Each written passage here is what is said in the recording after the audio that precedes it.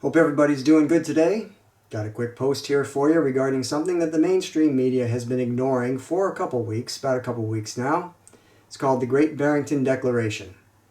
Disease experts from Stanford, Oxford, and Harvard have authored a declaration that calls into question the safety and efficacy of the current global coronavirus policy.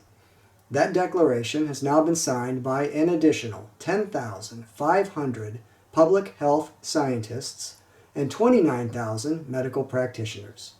So, why has the media completely ignored this story? It's very simple.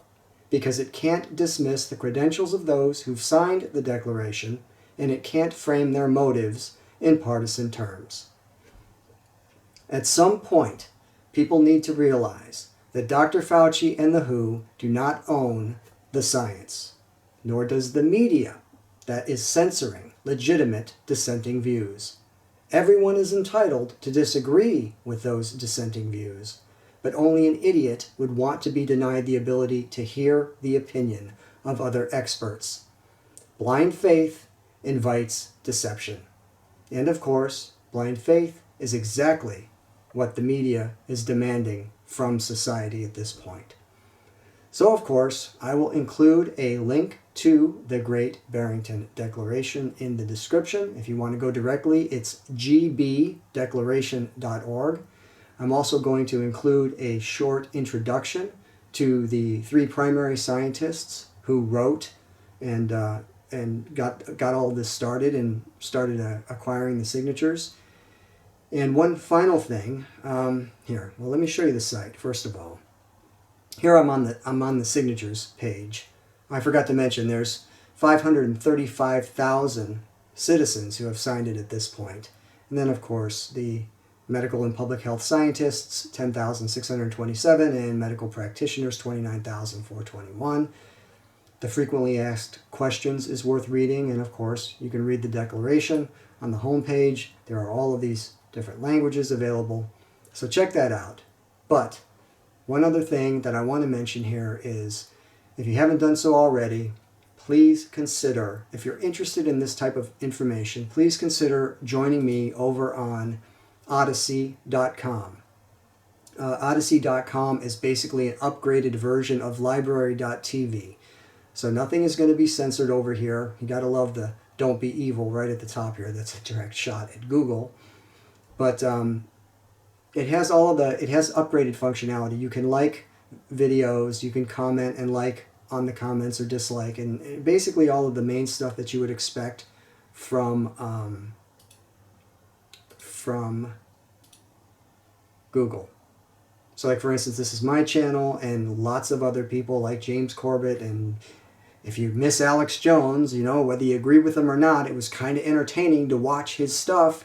He's over here. All of the people that are being purged are moving over here, and it's not just the people who are being purged. The site is really growing with lots of content. So if you have the people that you're following, like let's say there's a certain type of information you're interested in, you'd have the following tab here. If you're interested in Finance 2.0, cryptocurrency type stuff, which also is in danger of being eradicated, that would be here. Gaming, so they have these primary tabs. So anyway, again, enough from me.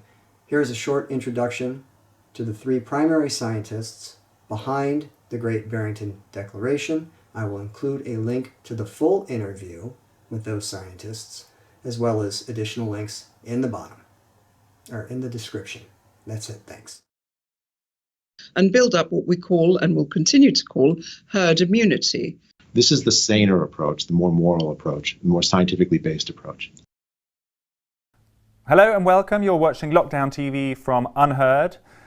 So as the eyes of the world have been on the United States and on the health of President Trump, three prominent scientists for this past weekend have been meeting in a house in Massachusetts to talk about the COVID-19 pandemic more broadly.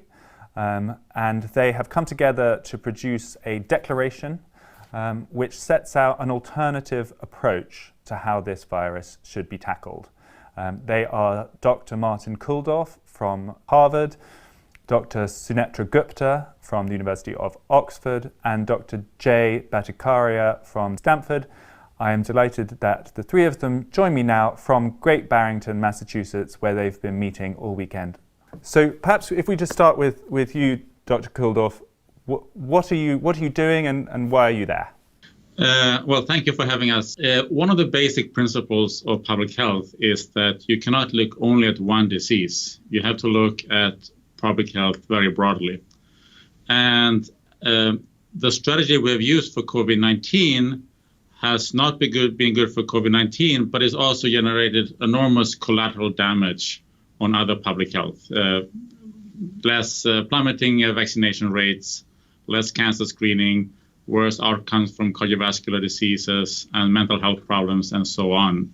So we think it's important to present an alternative way to approach COVID-19. And this is nothing revolutionary, because this is things that people have been saying since the very beginning back in March, but it's often been dismissed. So we were thinking, coming together, three scientists from reasonably respectable universities to sign a declaration urging the world to look into a different approach might have a good effect, where we do a better job protecting older people and other high-risk groups, while we let children and younger adults live their lives normally, going to in-person schools and universities, etc.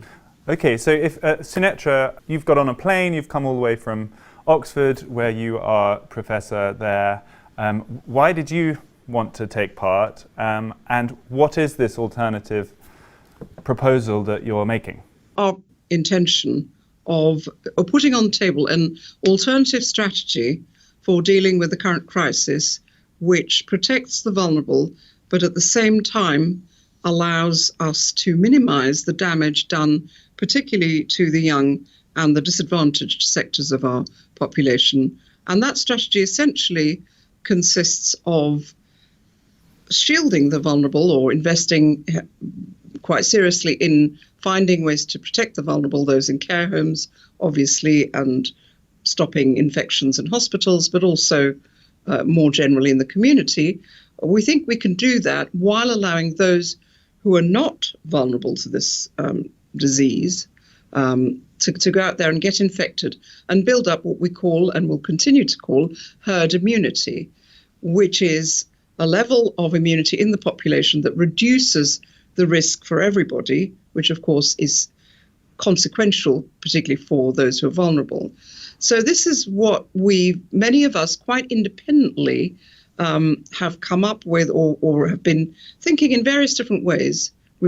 Using different approaches, we've arrived at fairly similar conclusions, but this has not been given a wide reception. In fact, we've met with resistance. So I was extremely pleased and honored when Martin suggested that we might all meet here, the three of us, and put together something along the same lines for, I suppose, a slightly different constituency.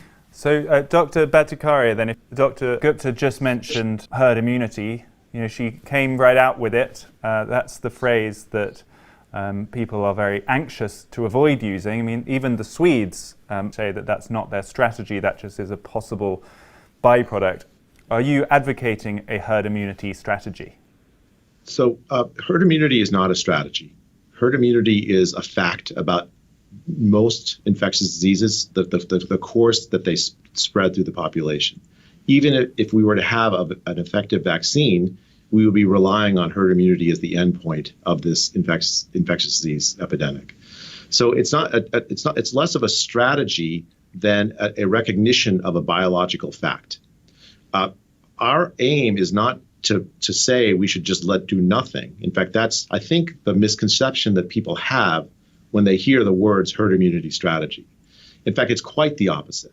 As both Dr. Kulldorff and Dr. Gupta have emphasized, our strategy involves protecting the vulnerable. Now, how do we know about that? We've learned a lot about this disease in the 8 months that we've had to live with it. In particular, we've learned what groups are most vulnerable should they become infected for mortality and other severe bad outcomes. We also learned about groups that are relatively well protected, even should they become infected. Children, for instance, in the United States, more children have died this year from the seasonal flu than have died from COVID-19. Children, and thank God, are relatively protected from COVID-19 infection should they become infected than an older adult, 65 or 70 or higher, who really are in a vulnerable position.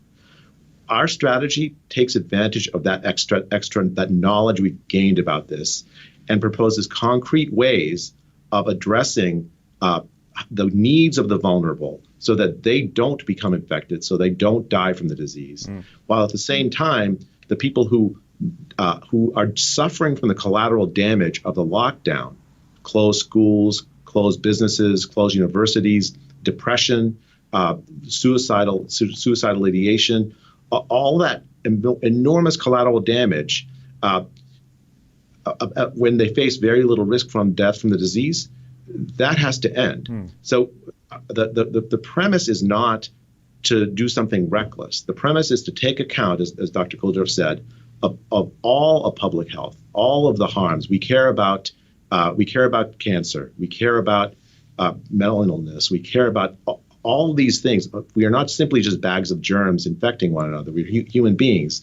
And we want to take advantage of the new knowledge we've gained, protect the vulnerable, and let people face the risk of the disease who don't actually face a very large risk of mortality if they were to be infected.